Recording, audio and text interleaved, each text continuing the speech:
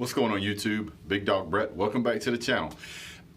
The last video I made was a season prediction. I think some people were expecting that to be a game by game. So I'm going to do a game by game. Stay tuned. We'll be right back.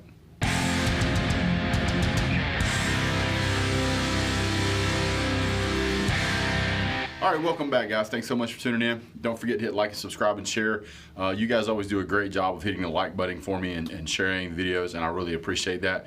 Getting closer to that 2,000 mark. I'm looking for the 1,600 subscribers by the time the season begins.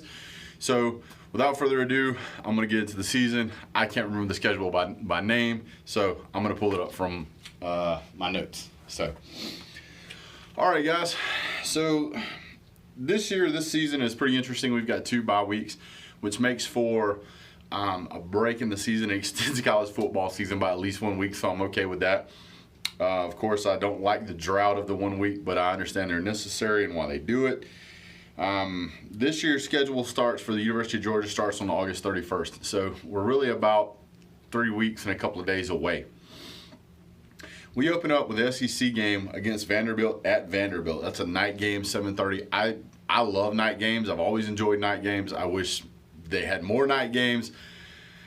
But this particular schedule is really kind of favorable to UGA as far as having a good mix of quality teams and having a lot of games at home. And as we go through, you'll see that. So we're going to start out against Vanderbilt. Vanderbilt, not a powerhouse in the SEC East, certainly wouldn't be a powerhouse in the West. It is a Power 5 school, but I don't suspect that Vanderbilt is going to have some phenomenal year. Because it is an SEC team, because it is an opening, that is the opening game, those tickets are going for a little more. They're going for like 140, 150 bucks, which is not bad. But if you guys want to go and look at their that team from last year, if I do their schedule, let's do 2018. 2018, their schedule was not terrible, but it wasn't awesome. They had 6 losses. They haven't really changed a whole lot on their team. Not expecting Vanderbilt to probably do any more than 6 or 7 wins again this year. I think it's going to be about the same. This year, you know, they play the normal gambit of SEC East, then they play a bunch of unknowns. Georgia's schedule, we're going to run through it real quick. Let me back up one more time. Can't keep all these notes up in front of me. It's just too much. So you've got Vanderbilt, Murray State, Arkansas, Notre Dame, Tennessee, South Carolina, Kentucky, Florida, Missouri, Auburn, Texas A&M, and Georgia Tech. Georgia should beat Vanderbilt by 3 touchdowns. It shouldn't be a close game. Might start out close, but you can look for Georgia to be cycling in and out. Second, third string guys halfway through the third quarter into the fourth quarter. I want to see that trend continue because it's important for these underclassmen. I say underclassmen. The guys that are coming up next year to get that experience. Be a great way to start it out and keep your starters healthy. Murray State, obviously they play at UGA. It's a 4 p.m. game. September 7th. Should be cooling down. This will be a great game to go to. Ticket prices are cheap. It's the first home game of UGA. The crowd's going to be, it's going to be full. It's going to be on prime time. It's ESPN2. The game's going to be watched everywhere. This is going to be a good game. If you want to go see Georgia really put a hurting on somebody, this is a great game for that. Georgia should win that game by 3 or 4 touchdowns. Then you've got Arkansas State. This is a noon game, September 14th. Another cupcake team. Fine. We're going to get into some bigger teams as we get further into the schedule, but there's really nobody that's going to be able to compete with UGA this year as far as on our schedule, at least in my opinion. And I really don't think that Arkansas State is going to be the one to topple Georgia. Now, the rest of the times, with the exception of the Florida game, none of the times have been determined, only the days. So what you're looking at is you've got the our number 4, or the number 4 team we're playing this year, not ranked number 4, but the 4th team that we're playing this year is Notre Dame. Now, Notre Dame has got some talent on their team. Not saying they don't. The problem with Notre Dame is that they struggle in big games. I mean, they're like 0-300 against ranked teams in bowl games. They get demolished in the playoffs. They really get exposed. They played Georgia close a couple of years ago, and so a lot of people say, hey, they're talented. Georgia has come a long way since then. They've got this new quarterback. I don't think he's everything that they think he's going to be, especially when they're dealing with Georgia's secondary. So I think that's going to be a game where Georgia wins that by at least 2 touchdowns. It's going to be a double-digit win at least, if not 2 touchdowns or more. Being at UGA, that place is going to be filled to the brim. You're going to see Sanford Stadium is going to be purely red and black and silver. I highly doubt you will see more than probably 10,000 Notre Dame fans at that stadium. They didn't travel to their own stadium well, and I don't believe they're going to travel to our stadium very well. So I'm looking forward to that game. So far, the ticket prices for that game are unbelievably high. I think I saw a posting the other day, 2 tickets. They weren't in a great place. There's no really bad tickets at Sanford Stadium, but there wasn't a great seat, and it was still $1,400 or $1,500 for a pair of tickets. I think you can get them on StubHub right now in the nosebleeds for about $550 a seat, $550 a ticket. I've heard rumors, I don't know if it's true, but I've heard rumors that there are going to be tickets available for purchase at the box office when you get there. But I wouldn't count on that, especially if you're driving a long way. That having been said, I've been to games before that were supposedly sold out. I've bought tickets from individuals that were standing outside waving. Got pretty good tickets for extremely cheap prices. Not saying that's what you should do, but I'm saying if you really, really want to go to that game and you don't have the money, you got some money, you can always tailgate at the stadium. You can always listen to the game, watch the game. There's going to be plenty of folks around. It'll be a great environment, and it is possible that you could get into the game. Now, I wouldn't go there with 10 people, but if it's just you and a buddy, it's possible you could get some tickets in there for not something as ridiculous as $550 a ticket, but it is what it is.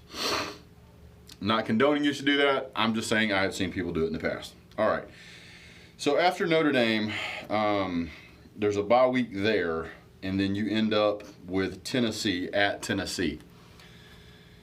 Tennessee's team will see a marked improvement this year, but I don't believe it's going to be anywhere near enough for Jim Chaney to have implemented his system. They don't really have a running back that can do all the things that UGA running backs could do. So you can expect that system is going to have starts and fits and sputters and sparks, and you're going to see some flashes here and there. But is it going to be enough to overtake Georgia? Probably not.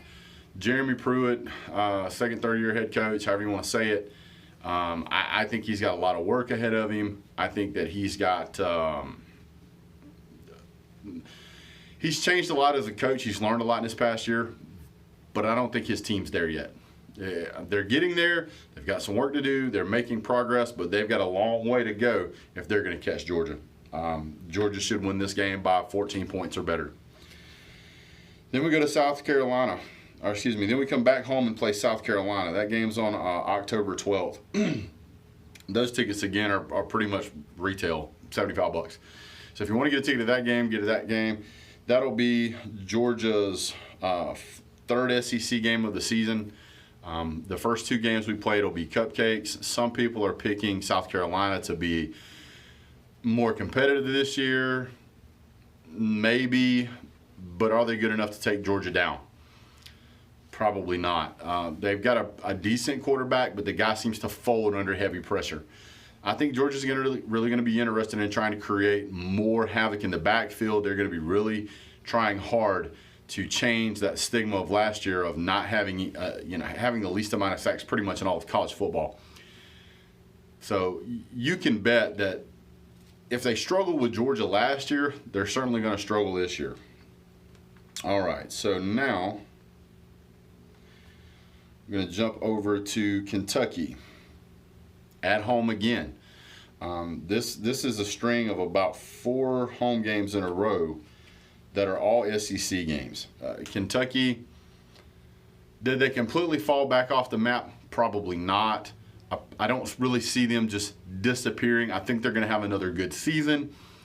I don't think they're going to be knocking on the door for second in the SEC East, but it's possible. If they could find a running back that can kind of step into where Benny Snell stepped out, they certainly have the possibility of being a contender, kind of my dark horse in the East for the second place position. Then you've got Florida. This says versus Florida. Everybody knows this is not played at home. This is played at a neutral site stadium. It's not neutral. It's in Jacksonville. And last time I checked, that's in Florida.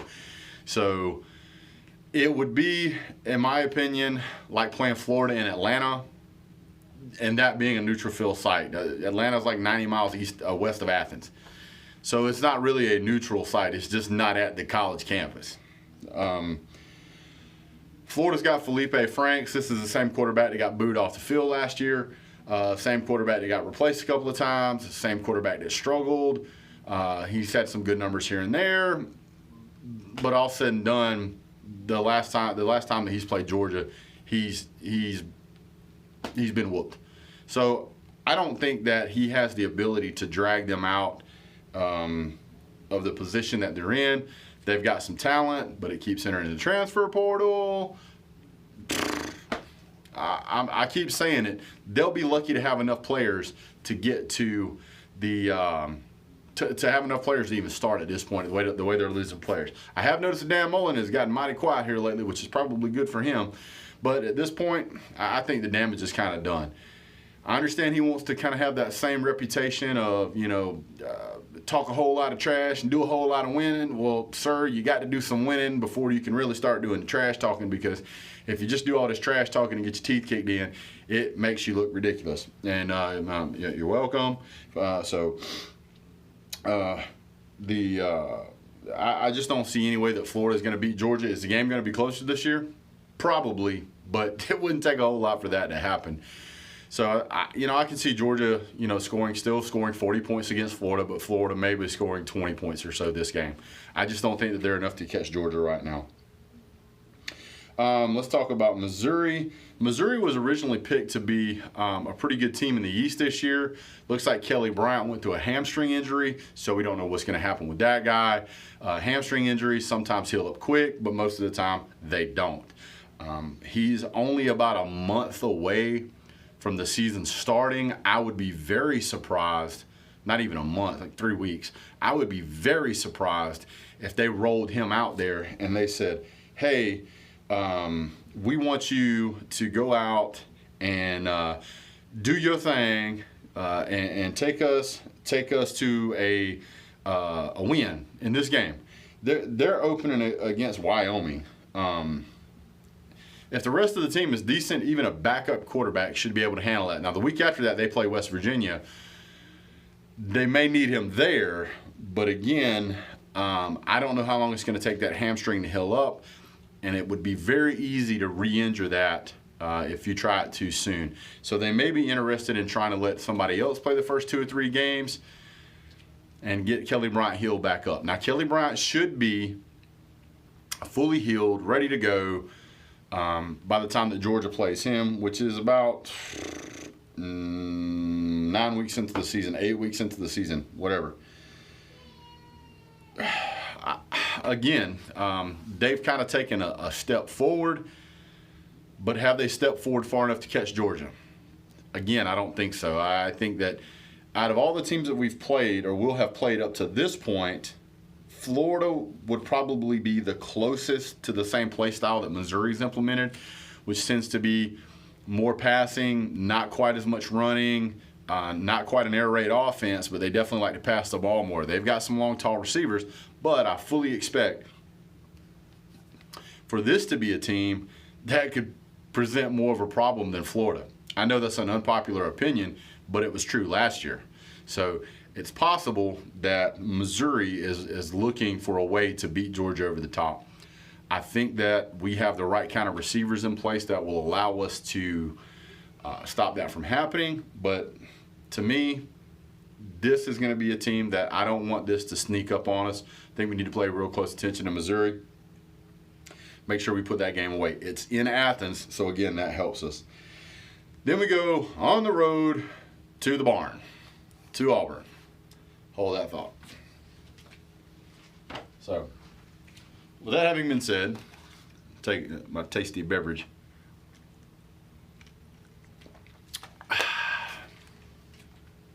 So, that having been said, if you've made it this far in the video, if you do me a favor, hit like, subscribe, thumbs up. A lot of you guys do it as soon as you see the video pop up. I really appreciate that. Go ahead and leave a comment down in the comment section about anything. If you like the new backdrop, some of the new lighting stuff I'm doing, any input's great. Really appreciate you guys for tuning in. Don't forget to hit subscribe and share. Hit the bell or whatever it is that they're doing now so that you actually get the notification when I go live. I'm going to continue to do the live shows on Saturday. So make sure that you guys tune in for those. I really like having you guys' feedback during those shows. Also, getting really close to that 1,600 number. Share it on social media. Really appreciate it. Thanks so much. I'll get my drink again. Hold on.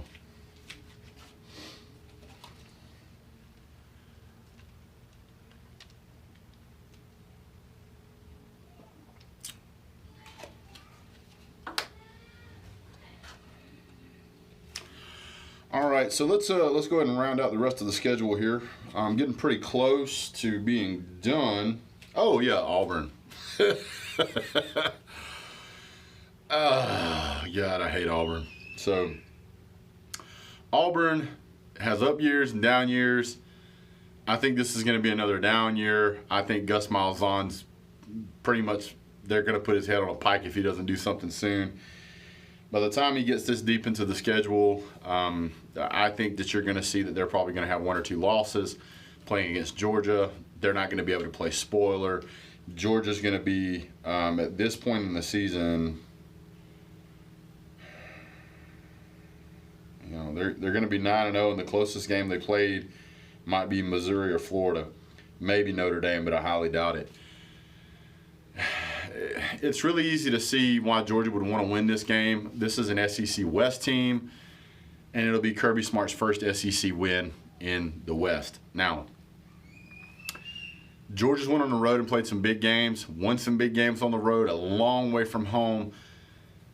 But for whatever reason, it always seems that it's an SEC West team that we end up dropping the ball on. I think that's going to change this year. I think those were coincidences. I think those were it just happened to fall that way. I don't think there's anything really to it.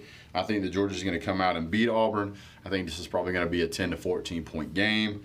They've got a really good defensive line. They've got some fast receivers. But I think that Georgia certainly has an opportunity to win this game at Auburn. And I can tell you, I will be jumping up and down cheering when that happens. Now, if there's a game that I would consider to be a trap game, it would be the follow-up at Texas A&M. At this point, and then we play Georgia Tech. There's a bye week between Kentucky and Florida. But when we play Texas A&M, at this point in the season, Georgia will be 10-0. I can't remember the last time Georgia was 10-0. It's been a long, long time. I'm sure somebody can tell me down in the comment section, but to see my team at 10-0 at that point, Georgia's going to be really, really hyped up, and I really want to make sure, if I was Kirby Smart, to not let that get into my guy's head. It will make you feel like you were championship bound, which they may very well be. And I would highly suspect that if Georgia is 10-0 at this point, and Alabama, I really doubt it's going to be 10-0. Clemson's probably still going to be 10-0, so you'd see number 1, number 2, depending on how the seasons went. I would expect Clemson to maintain the number 1 spot, Georgia to maintain the number 2 spot, and Alabama to maintain number 3. That having been said, that Texas A&M game could possibly be a trap game. Just not paying attention, looking too far ahead. I think that I don't want them to be looking at the SEC championship at that point. I want them to be looking at what's going on right in front of them. Georgia should beat Texas A&M by 10 to 14 points, if not more, but I just don't want them to get caught looking ahead. Now we move on to Georgia Tech. Georgia Tech is is that Georgia Tech? Okay, so I want to make sure. At Georgia Tech, at Bobby Dodd Field, whatever. Georgia Tech, I love to hate that game. I love to hate that team. We run this state. We've always run this state. And when I see somebody with a Georgia Tech hat or sticker or whatever, I just shake my head. It's like, man, I hope your kid goes there, or I hope you teach there, or I hope you work there or something, because that's the only reason to root for that team, in my opinion. Oh, Georgia Tech has no chance of beating Georgia. They've been running the triple option so long, they learned it from Moses. The players that they recruited are designed to run the triple slack of threat, triple lack of threat, and they spend the whole game diving at people's knees. I think you're going to see some of that muscle memory come into play on some of their run plays, and I think that they're going to get counted. I think they're just going to get completely overwhelmed by Georgia. They're having to go through. They're going through a coaching change. They're going through player changes. They're going through play calling changes. The entire program is changing. So even by the time they get to this part of the season, you can expect that I lost 3 or 4 games. You're going to see the size and ferocity and just general meanness of Georgia in this game. I can remember games in years past where Georgia players were pretty much body slamming Georgia Tech players. It's that brutal. So if you want to watch a good, physical, mean football game, watch a Georgia Tech game. If you're not a Georgia fan, that's fine. That game is always just a wallow in the mud fight fest. It's just fun to watch. So now, once we get to that point, I think Georgia should beat them by 25 points or better. I just don't see how Georgia Tech is going to stack up with the talent we have at Georgia. And I don't really see how anybody else is going to stack up with Georgia. This should be a great year for UGA. I really want to say thank you guys for tuning in. I really appreciate it. Don't forget to hit like and subscribe. Hit me down in the comment section. Looking forward to Dogs going 12-0 this year. Thanks so much for tuning in. You guys have a great day. God bless. Go Dogs.